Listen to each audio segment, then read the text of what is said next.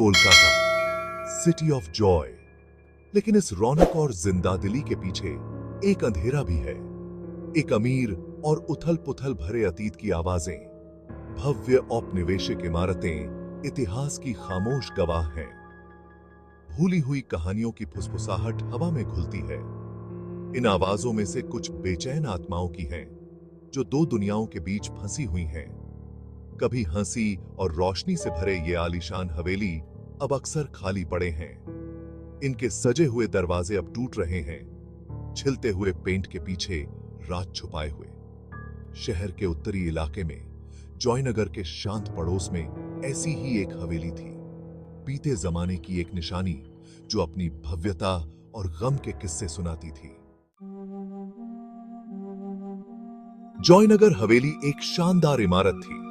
1800 के अंत में बनी यह हवेली उस दौर की अमीरी की निशानी थी।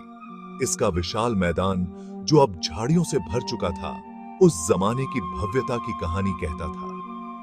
यह हवेली गोविंदनाथ चौधरी की शान थी, जो झूठ के एक अमीर व्यापारी थे। उन्होंने इसे बनवाने में कोई कसर नहीं छोड़ी थी। इटली से मार्बल और बोहेमिया से झूमर मंगवाए गए थे। मैं चाहता था कि यह हवेली हमारे परिवार की भव्यता और शान को दर्शाए। गोविंदनाथ, एक बेहतरीन जायके और मजबूत इरादों वाले इंसान, अपने घर को भी उसी तरह चलाते थे जैसे वो अपने व्यापार को। उनकी पत्नी सावित्री अपनी शांत और सुंदर छवि के लिए जानी जाती थी, और बेटी कमला अपने पिता की आंखों का तारा थी। चौधरी परिवार, जिससे कई लोग जलते थे, उनके पास सब कुछ था, लेकिन किस्मत को कुछ और ही मंजूर था। जैसे जैसे साल बीतते गए, चौधरी परिवार पर मुसीबतों का पहाड़ टूट पड़ा। एक अचानक आई बीमारी ने सावित्री को छीन लिया, जिससे गोविंदनाथ और कमला टूट गए। कभी जिंदादिल रहने वाली हवेली अब शांत हो गई थी। इसकी दीवारों पर गूंजने वाली हंसी की जगह अब खामोशी ने ले ली थी। गोविंदनाथ गम में डूबे हुए अपने आप में खो गए।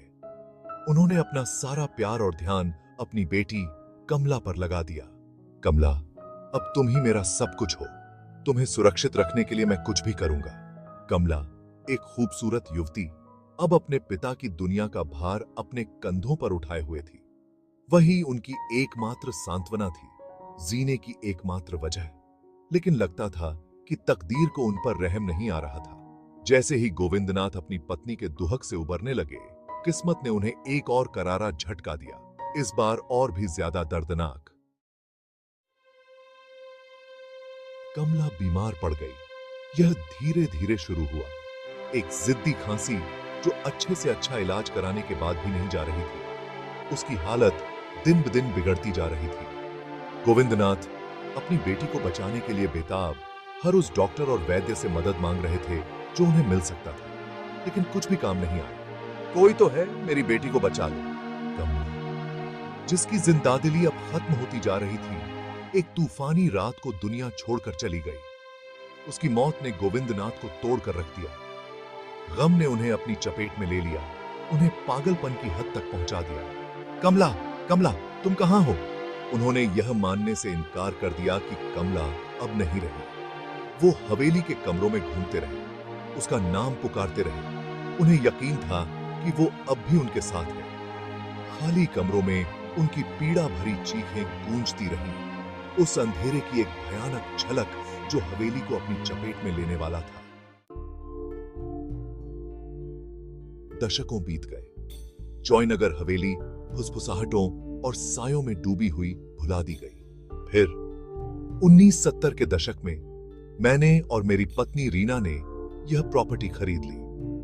हम इसकी फीकी भव्यता और कम कीमत से आकर्षित हुए थे, इसके दुखद अतीत से पूरी तरह से अनजान। अमित, एक इंजीनियर होने के नाते उन्होंने इसे फिर से बनाने की संभावना देखी, जबकि मैं एक लेखिका होने के नाते इसके पुराने आकर्षण से मंत्रमुग्ध थी। दंपति ने हवेली को उसके पुराने गौरव को वापस दिलाने का काम शुरू कर दिया। उन्होंने झाड़ियां साफ करने, टूटी हुई दीवारों की मरम्मत करने और फीके रंग को फिर से रंगने के लिए मजदूरों को काम पर रखा। जैसे जैसे दिन हफ्तों में बदलते गए, हवेली अपनी नींद से जागती हुई प्रतीत हुई। लेकिन इस बहाली के साथ कई ऐसी घटनाएं हुई जो हमें बेचैन करने लगी। ऐसी घटनाएं जो इशारा कर रही थीं कि सायों में कोई छिपा हुआ है। पहले तो ये घटनाएं बहुत छोटी छोटी थीं। रात के सन्नाटे में चमेली की खुशबू आना, जबकि हवेली के पास कोई चमेली का पौधा नहीं था। एक महिला की दर्द भरी धुन गुनगुनाने की धीमी आवाज आना। अमित ने इन्हें मेरी कल्पना का हिस्सा मानकर टाल दिया। एक लेखिका का दिमाग जो कल्पनाओं में खोया रहता है। लेकिन जैसे जैसे ये घटनाएं बढ़ती गईं और स्पष्ट होती गईं, वो इन्हें अनदेखा नहीं कर सके। एक शाम देर रात अपने स्टडी रूम में काम करते हुए अमित ने रीना को चीखते हुए सुना। वो दौड़कर उसके पास गया।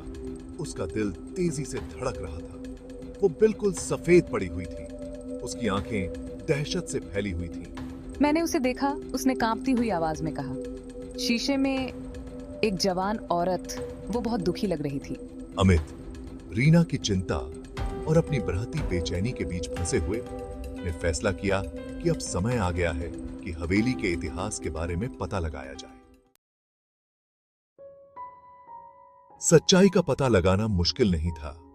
जॉयनगर के पुराने निवासी, जिनकी यादें हवेली के इतिहास से जुड़ी हुई थीं, अपनी कहानियां साझा करने के लिए तैयार थे। उन्होंने गोविंदनाथ के बारे में बताया, जो गम के कारण पागल हो गए थे, और उनकी बेटी कमला, जिसकी आत्मा हमेशा के लिए हवेली से बंध गई थी। कहानियों ने अमित की रीढ़ की हड्डी को हिला कर रख दिया। वो उस गम को समझने लगा जो उनके घर की दीवारों में समाया हुआ था। रीना इस दुखद कहानी से आकर्षित होकर कमला के साथ एक अजीब सा संबंध महसूस करने लगी। उसे अजीब और गरीब सपने आने लगे। कमला के जीवन और उसकी असामयिक मृत्यु की झलकियां दिखाई देने लगीं। असली और अलौकिक के बीच की रेखा धुंधली पड़ने लगी। अमित, जो तर्क और वजह में यकीन रखते थे, खुद को अपने आसपास हो रही घटनाओं को समझने के लिए संघर्ष करते हुए पा रहे थे। हवेली, जो कभी उम्मीद और नई शुरुआत का प्रतीक थी, धीरे धीरे डर की जेल बनती जा रही थी। जैसे जैसे दिन बीतते गए, अलौकिक घटनाएं और भी बढ़ती गईं। बिना किसी वजह के दरवाजे जोर से बंद हो जाते थे। चीजें खुद ब खुद हिलने लगती थीं।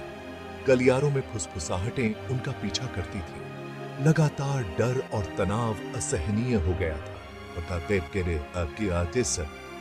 बातें थे। इस अनदेखी ताकत के खिलाफ लड़ने की बेकार कोशिश को समझते हुए मुझे पता था कि हमें यहां से जाना होगा। दिसंबर की एक ठंडी रात, तारों से भरे आसमान के नीचे उन्होंने अपना सामान पैक किया और जॉयनगर हवेली छोड़ दी। वो अतीत के भूतों को, उस गम की आवाजों को पीछे छोड़ गए जो मिटने का नाम नहीं ले रहा था। जैसे ही वो दूर जा रहे थे, अमित ने हवेली की तरफ पीछे मुड़कर देखा। उसकी खिड़कियां अंधेरी और बेजान थीं। उन्हें लगा जैसे उन्होंने कमला के कमरे में एक धुंधली सी रोशनी देखी, एक आखिरी खामोश विदाई।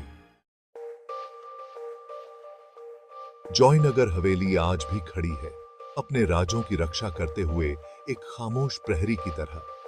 स्थानीय लोग अजीब आवाजों और दिखाई देने वाली चीजों के बारे में फुसफुसाते हैं। एक जवान औरत के बारे में जो अपने खोए हुए जीवन का शोक मनाते हुए गलियारों में घूमती है। हवेली खाली पड़ी हुई है, गम की स्थायी शक्ति और जीवित लोगों के दायरे से परे के रहस्यों का प्रमाण। और इस तरह सिटी ऑफ जॉय अपने सायों को थामे हुए है। उसका इतिहास, नुकसान, प्यार और हमारे बीच घूमने वाली बेचैन आत्माओं की कहानियों से जुड़ा हुआ है।